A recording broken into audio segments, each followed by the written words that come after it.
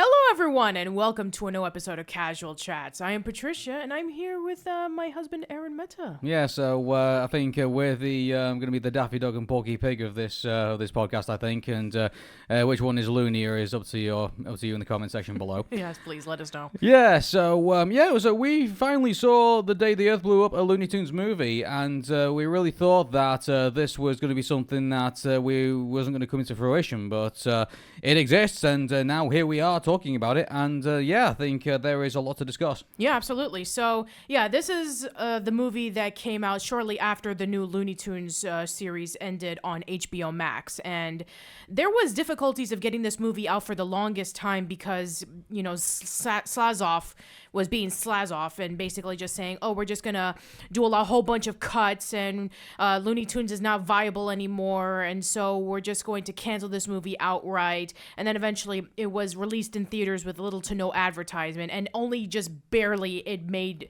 just the amount of money that it took to, have, its budget of $15 million, and it only made 15.1, which is pretty sad considering that every single animation fan that you can think of on the internet was begging people to go watch this movie, and it still wasn't enough. This actually made less money than Hey Arnold the movie, if you measure up for inflation. That's pretty sad to think about. It is really terrible. Especially since this is the very first Looney Tunes movie ever made. Now, I know that there's a lot of people who are going to be arguing about, well, there were some Looney Tunes movies that came out in the 70s. Well, those were compilations of shorts that was made into a movie.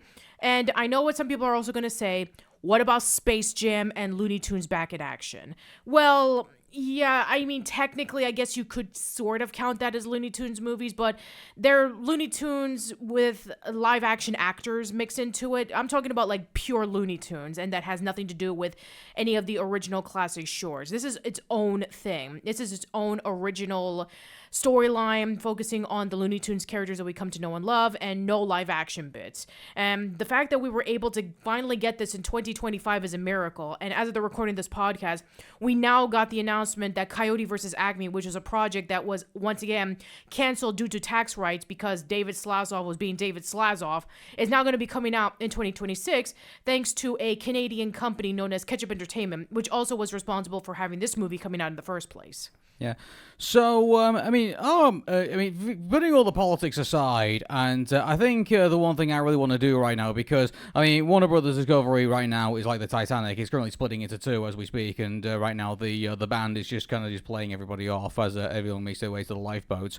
And I think as this is going on, I think let's just ignore all the noise, let's just ignore all the screaming, and let's just look at the day the Earth blew up as like it's as a project, and let's just see how it suffices. So the one thing I was very surprised to see is that this actually does not go with the usual Looney Tunes sort of like style, if you will, that we've become accustomed to over the last couple of decades. Where there's like the Looney Tunes went through quite a bit of a cleanup in probably the latter parts of the 20th century, and this is the ever since probably when the Looney Tunes were started becoming available on television, started becoming available on VHS. The later versions compared to the earlier versions, like the first versions that first came out.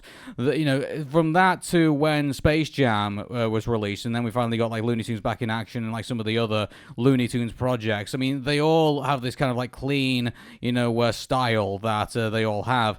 This is the first time that Daffy Duck and Porky Pig, probably in the space of maybe 70, 80 years, have reverted back to the style that they originally were when they were first a comedic duo. And really, you need to go back to like the days of the film reels in order to find that type of style again. If long as it's not the ones that haven't been put into digital print already. It's this is a very different style. It's definitely a very different feel compared to the Looney Tunes that we've seen in the past, and even probably the Warner Brothers style that we've seen in the past. I'm talking about, the way that we saw Animaniacs, the way that we saw Pinky and the Brain, the way that we saw, various other, Warner Brothers projects. This takes a big departure from the standard that we're used to, that we grew up to in in between the 90s and the 2000s, and this, don't get me wrong, like the etiquette and the feel of the Looney Tunes is still there. That still exists in this, and the timing, I think, of the comedy also still exists in this as well. But this is the first time, I think, that we've actually reverted back to the, I would say, the original style that I think people who grew up like with the Porky Pig and Daffy Duck in the theater, I think those people who are long dead right now, I think it goes back to that era of animation, and that's what we get in this, and it's given, the 2020s, approach. Yeah, and that was pretty much what it was for the new Looney Tunes shorts that were on HBO Max exclusively, where they were promoting that they were going to do 1,000 hours of brand new Looney Tunes shorts that were inspired by a lot of the old animators who worked on it. This is the first time it's come to theaters. Yes, this is the first time it's come in probably 70, 80 years. Yes, and that is crazy to think about. And it's interesting because you're absolutely right. This is the first time in which it had this specific style where, yeah, it's just true that we've had like the more modern Looney Tunes show. We've had Wabbit, we've had new Looney Tunes, we've had the Looney Tunes show, and then they started experimenting a little bit like Lunatics Unleash, and they also did the Duck Dodgers TV series. But yeah, this is like the first time in a while in which they got into the core of what classic Looney Tunes was, and probably the first time that I've seen a much more bigger inspiration for Bob Clampett than Chuck Jones. Yeah, exactly. And to start things off, I mean, the one thing that is quite funny about this is that this is not like, oh, hey, here's Porky Pig and Daffy Duck, and we're just going to do a sketch, like just a giant sketch. No, this feels more like an origin story. And I don't know if they're doing an origin story for a comedic effect, that no one really knows how, Daffy Duck and Porky Pig came to be, unless you watch one of those lampooning documentaries or whatever, like how it all came about, and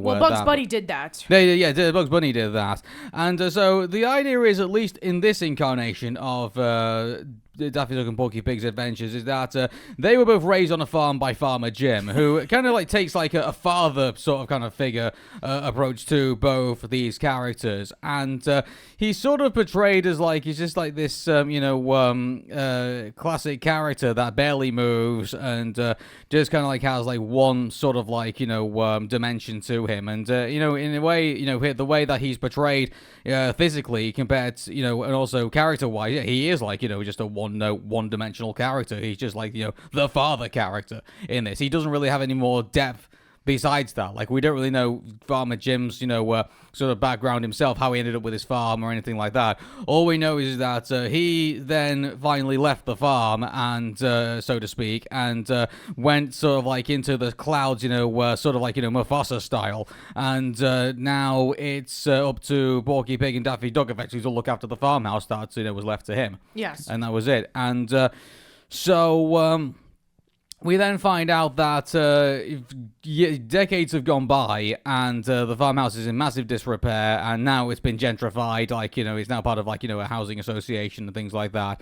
And apparently now it's just such a state that they now have to find money and go find jobs in order to do that. You would think that Father Jim would have, instilled some sort of working ethic in them, him being a farmer, but I guess he missed that memo, I guess, in regards to building up, boys to be men, I guess. Yeah. So, but the reason why the house is in such disrepair is not the fault of our characters, which usually you would think that, because the one thing is, I'm really glad that they didn't do this, because you wouldn't think the one stereotype would be is that they would not take any responsibility, which they do in the first instance. They do take responsibility for the house. They clean everything up, they make sure that it's all raring and ready to go. But then this alien spacecraft comes in and smashes up the roof of their house and effectively, renders the place uninhabitable. Effectively, and so they're in trouble of losing possession of their property because it's just not up to code. So then they have to go get jobs, and so that means they have to go work in this factory. Imagine before they do that, they try and find all sorts of ways to try and make money. It just doesn't suffice because Daffy Duck is Daffy Duck, and he just can't keep things together. And so he ends up being the foil of their attempts to try and get any money. But finally, they do find a job in this factory thanks to our side character in this, which is Petunia. Yeah, and that's kind of funny because Petunia has been Porky's girlfriend for decades. Yet at the same time, she never really got a major focus in a lot of the classic Looney Tunes shorts or even in the later incarnations. I know that she does get a bigger focus in the Looney Tunes show in the 2010s, but for the most part, she's always been like a minor Looney Tunes character, not really much of a bigger focus compared to the others. Well, yeah, I mean, like, but, I think even if she was or was not on the scene, in regards to this movie, I think this is a very interesting dynamic because you have Daffy Duck and Porky Pig who have, like, been friends pretty much, brothers, I guess you could say, since the beginning, and now here comes Petunia, and she's effectively gonna put, like, a spanner in the works a little bit between our chemistry between our two protagonists in this, because Porky has feelings for Petunia, and I'm sure Petunia also has feelings for Porky, and that sort of works out. But Daffy feels like the third wheel in all of this because obviously he's just seen as a screw up and just annoy both of them, at the same time, and feel like they can't, that he's just getting in the way, and that sort of dynamic portrays throughout the entire thing, and it's just becomes even more. It just becomes more apparent when Daffy either screws up trying to like save the world, or tries to screw up the whole reveal about the new gum flavor that is going to be in the factory. Saying that it's a conspiracy because they're using the gum to control, or the aliens are using the gum to control everybody. Yes. And so even though it's true, yeah. So like it's a great thing that they got going on here. It kind of reminds me a bit like, do you remember the episode of Hey Arnold? We talked about Hey Arnold the movie before. They are Summer Love, where Helga is telling the truth about Summer in regards to how she's manipulating Arnold, but Arnold has nothing of it because of the way that Helga is. And this is the same thing that happens here. Like Porky's having none of what's going on because Daffy is Daffy, and so he's not seen as a trustworthy source in regards to all of this. So it creates some interesting cinema, a great interesting story. An interesting cinema, I would say, with what we got here. Yeah, absolutely. And the fact that they were able to keep a lot of the integrity of the characters while also at the same time giving them some modern tweaks and amenities. Like, they did a massive change for Petunia where, again, she was Porky's girlfriend in the original Looney Tunes, where in this one, she's like this quirky little adventurer who likes to invent things, and she's like stared at by everybody saying that she's weird because she wants to be able to put her inventions to the test, and she thinks that the flavor of bubblegum they're about to release is boring, and she wants to be able to prove everybody wrong. And so she has this really nice connection with Porky where they're able to have a lot of things in common with gum and, doing things it's not just the gum, it's the fact that they are just so looked down upon in society, and because Petunia is just seen as kind of just this weirdo, and Porky just isn't valued like within the society that they find themselves in. And funny enough, like I really thought they were going to do like a commentary on the fact that they're both pigs in a world full of humans, and I thought maybe they were going to do something with that, but surprisingly they didn't go that direction, no. and, which probably is for the best. It's a non-starter in in regards to a Looney Tunes movie that Looney Tunes exist within the human world or anything like that. So I don't think that commentary was necessary. I think just the fact that their personalities just clashed with the majority of like the way that this film is. I think that sort of brings them together in a nice sweet way because they only have each other effectively, and which is kind of the same with Porky and Daffy as well. But and you got a reason why Daffy feels very jealous of the fact that Petunia is now getting Porky's attention, because before it used to be Porky and Daffy against the world, and now all of a sudden it's Porky and Petunia and Daffy against the world, and Daffy is seen as like last billing. Yeah. And this plays into Daffy's, I think selfishness, I think, in this as well, because keep in mind, that was his shtick for, like, a good couple of decades. And one thing I like about it is that, they do callbacks on, like, certain character traits on this. It's not just, we're just, wiping the slate clean and starting again. No, they do actually do, callbacks onto the way that Daffy is portrayed in his previous incarnations. Same with Porky, and I don't know about Petunia. I mean, like, I'm not overly familiar with like how she was portrayed in previous media, and obviously I've not watched like some of the newest stuff with Looney Tunes. It's just only like 24 hours in a day to kind of get in. 8 hours I need my sleep. So yeah, I just think that the way that they did the characters in this, I think, worked out pretty well. And the only criticism I kind of had effectively, just think for our villain, really. And the invader, yeah. The invader, yeah, and it's like they do like this one-time thing for like the first two acts of this, and then they sort of kind of like just do this swap around where it's like, no, the alien is actually trying to help the humans because there's a massive asteroid that's coming out of the way, and the only way that we can protect this world is to get everyone to blow a giant, massive bubble to basically for the asteroid to bounce off the planet. It makes a lot of sense because in The Day the Earth Stood Still, you had the alien coming by to Earth and warning people about that their wars and their battles are basically destroying the entire planet. So, yeah, I mean, it makes a lot of sense in that context where, this is supposed to be like a parody of sci-fi movies from the 50s. And I guess they were trying to do that, where the movie's called The Day the Earth Blew Up. This is supposed to be like a mixture between, Invasion of the Body Snatchers, The Day the Earth Stood Still, and a whole bunch of other things. So I guess that plot twist in context makes a little bit of sense. Yeah. So, but in regards to the way that they did this whole thing, this whole invasion thing, and how, it was done. So, like, because originally, like, they set you up to believe that this villain is a villain, but then they do the twist at the very end saying, no, this is not a villain. It is actually someone trying to protect the world.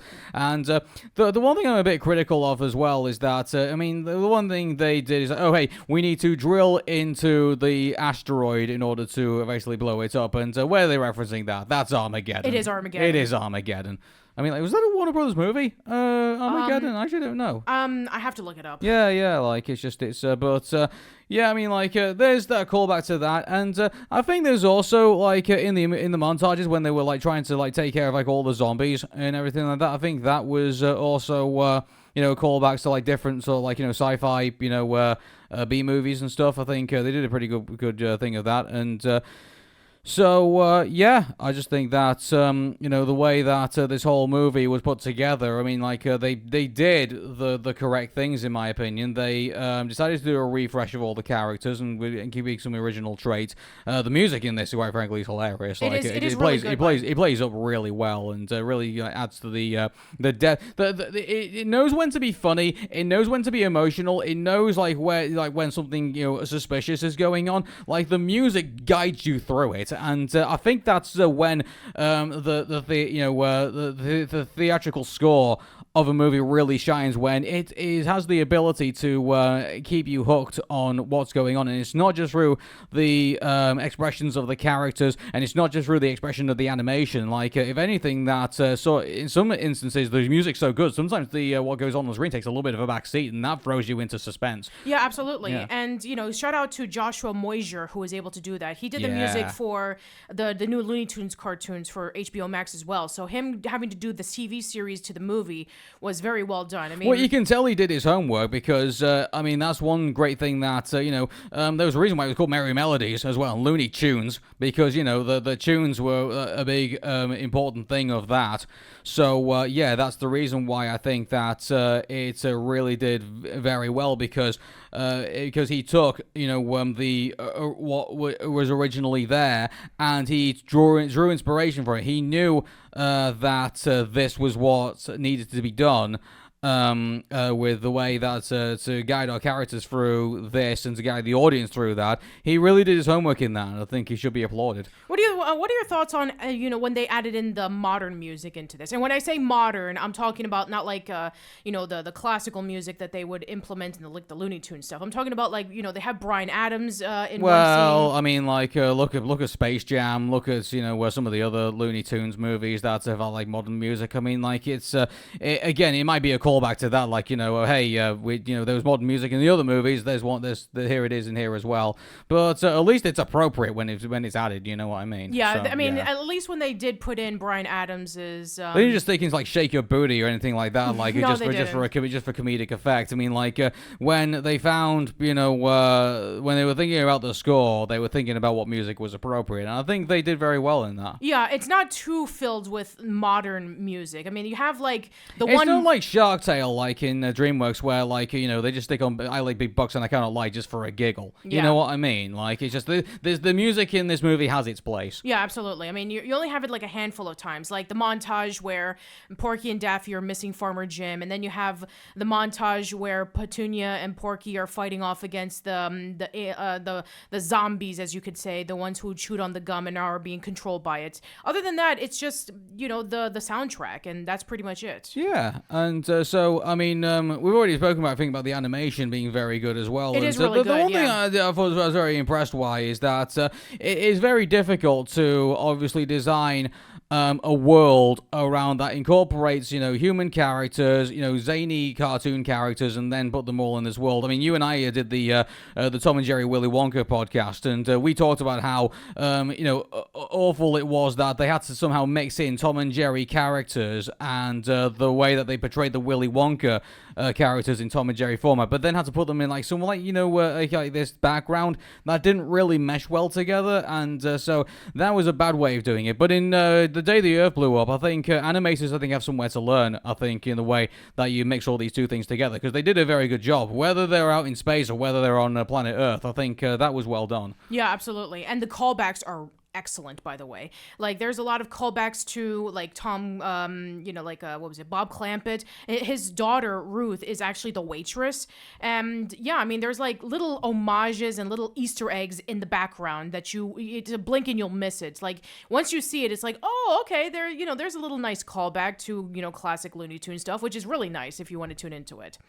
And yeah, I mean, there's also the fact that I'm really glad that they were able to have Porky and Daffy as like the focus of this movie, as opposed to like, hey, this is Looney Tunes, let's throw Bugs Bunny in there, because that could have been an easy thing to do. Well, I mean, like, that was what I was looking for. Like, I was wondering when there was going to be like a character that was just going to be like put in, like, just for a giggle or something like that. I was thinking that Marvin the Martian was going to make an appearance. Yeah, that would have been interesting to have Marvin in there. Yeah. Well, like even like one of the what's the name of the green dude that he like. But Marvin the Martian, like, pours water on it and like he blows up into like this. I forgot what his name is. Yeah, I don't remember. Yeah, like one of those guys, like I don't know, because because they did Taz Escapes from Mars, maybe they were gonna like throw in a Taz reference, maybe like that would have been interesting. Yeah. But yeah, like I really thought they were gonna do that, but no, they knew that Bugs and Daffy. I mean, they knew that Porky Pig and Daffy Duck were the focus of this, with Petunia obviously being one of the supporting characters, and they didn't include anybody else in this as just from this. No Bugs Bunny,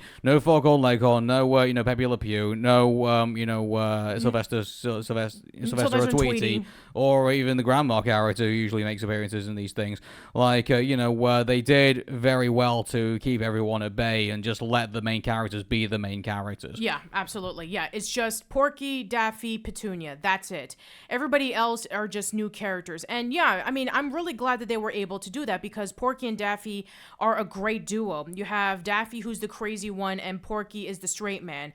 I think that's pretty much all you need. And again, they gave a massive upgrade to Petunia, where in the classic Looney Tunes shorts, she was the girlfriend, and that was pretty much it. We're doing another podcast where we're focusing on Thunderbirds, and in Thunderbirds, we did the 2004 movie, and we focused on the fact that Tintin in the original Thunderbirds TV series didn't really get that much development in regards to being a character. But in the 2004 version, unfortunately just made her the 90s girl and the 2000s girl that were all sort of like, she's more than just, who she is, but ends up being the love interest in the end, and because she's poorly written. But, I mean, they didn't do that with Petunia. They could have easily done that with her, but they didn't. They gave her, an interesting character quirk, and they gave her, like, some very interesting story to go around this character, and they didn't just kind of throw her in as, like, Porky's squeeze. Like, they did very well with this character. Yeah. And this is what you do with characters that you can develop. You don't just put them in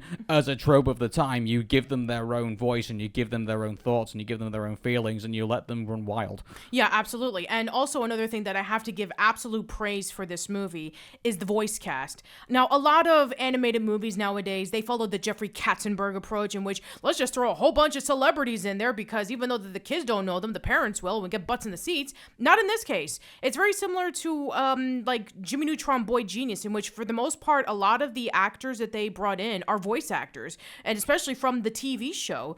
You have Eric Bauza, who is both Porky and Daffy. You have Candy Milo, who is Petunia, and you have a few celebrities, like not a lot, just a couple of them. Like for example, Wayne Knight, who you may know as Dennis Nedry in Jurassic Park, or you probably know him as Newman from Seinfeld. And also, funny enough, he actually did play as a character in Space Jam. He was Michael Jordan's agent. He's in this movie as the mayor. And then you have Peter McNichol, who you might know as Janish from Ghostbusters 2. He's in this movie as well as the invader. So, yeah, you have a lot of voice actors in this movie. You have Fred Tatasciore, Lorraine Newman, you have Kimberly Brooks, Keith Ferguson, Carlos Ellis Rocky. You have a lot of major voice actors playing most of these characters, and you have like one or two celebrities sprinkled in there. But they're not the main focus, to be quite honest, which, again, is something that has to be said because it's something that is a rarity nowadays. Yeah, and I'm really glad that they didn't like just get like, oh hey, we're gonna just get some sort of big massive celebrity, we're gonna pay him a ton of money, and then we're just gonna like waste the budget on that. I'm really glad that didn't end up being a thing because this movie could have been far more expensive than it needed to be, and so I'm really glad that they just said, okay, we're just gonna get the voices that are appropriate for this movie, and that's how far we're gonna go with the casting. That's about it. Yeah, that's it. We're not gonna see Timothée Chalamet as Daffy, and we're not gonna see Tom Holland as Porky or anything like that. Exactly. Yeah. Like why would you do that? Because marketing. Again, it's a good thing that they didn't do that because they ended up paying them a lot of money and then they ended up making a loss on it. So like it's pointless doing that sort of thing. It's such a shame that we had to see this movie a lot later than a lot of other people did because, as you guys know, we're in the UK, and this movie did not come out in theaters. We had to wait until it came out on HBO Max. Yeah, exactly, and so it's a shame that it didn't get the release I think that it should have got, but unfortunately, this is more to do with the political aspect of Warner Brothers Discovery right now, and less about the fact that this is a quality product. So all I got to say is that I'm really glad that I saw it because it was an enjoyable evening that you and I, sat down and watched this, and and I urge everybody else to go and watch it because it's a great thing. Absolutely, yeah. So if you're interested in checking it out, go over to HBO Max and watch it. And I get the feeling, I'm really hoping that I'm going to be right about this, but I get the feeling that if it goes to Blu-ray and if it goes to streaming, I think it probably will stick out a lot more in people's minds than it would have done in the theaters. Maybe that's probably what it should have been to begin with. Maybe it should have been an HBO Max exclusive, and that would definitely got some subscriptions going.